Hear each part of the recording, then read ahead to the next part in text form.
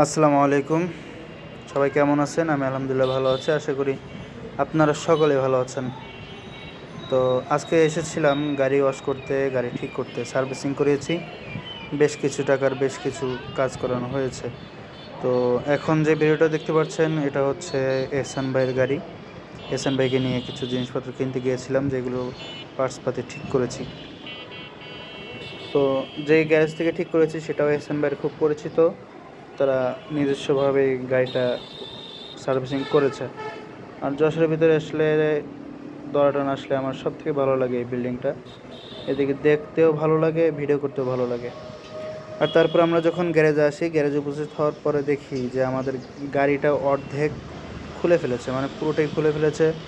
খোলার পরে ভিতরে অনেক ময়লা রয়েছে এবং আমার যে ট্যাঙ্কিটা ছিল, ট্যাঙ্কিটা ভিতরে কিছু লিক আছে।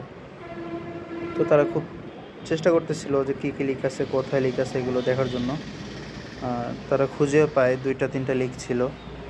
আর লিক ঠিক করার পরে এখানে চাবির গলার যে চাবি থাকে সেটা লাগাচ্ছিল, গলা খুলে। নতুন তালার চাবি, যেহেতু আমি নতুন গাড়ি কিনেছি, পুরাতন গাড়ি আমি নতুন কিনেছি, এই জন্য এগুলো চেঞ্জ করাটা খুবই জরুরি। আর কিছু সময় পরে একটা গাড়ি আসে, যে গাড়িটার অবস্থা খুবই খারাপ কন্ডিশন।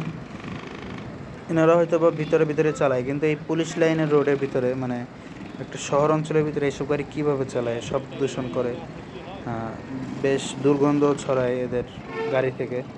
এই যে ধোঁয়াগুলো হচ্ছে, এটা যার নাকে যাচ্ছে সেটা বাজে একটা দুর্গন্ধ পাচ্ছে। তো এই বিষয়গুলো নিয়ে প্রশাসনের খুব তদারকি করা উচিত যা মনে হয়।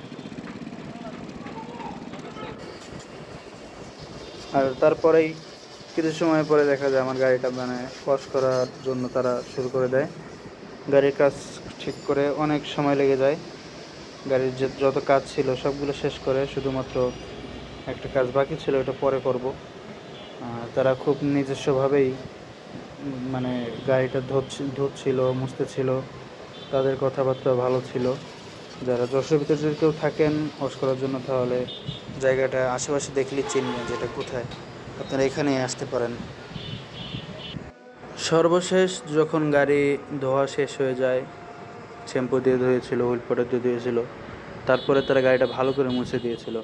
আর তাদেরকে ভিডিও করতেছিলাম, তাদের অবশ্য খারাপ লাগতেছিল হয়তো বা, তবুও আমি ভিডিও করেছি, যেহেতু আমি নতুন করে ব্লগ ভিডিও শুরু করেছি। আর বৃষ্টি ছিল, এক পাশে অন্ধকার ছিল, এক পাশে সড়ক ছিল, মানে আলো ছিল। আর যারা শেষ পর্যন্ত দেখলেন ভিডিওটা, ধন্যবাদ সবাইকে, অসংখ্য ধন্যবাদ। ভালো থাকবেন, দোয়া করবেন।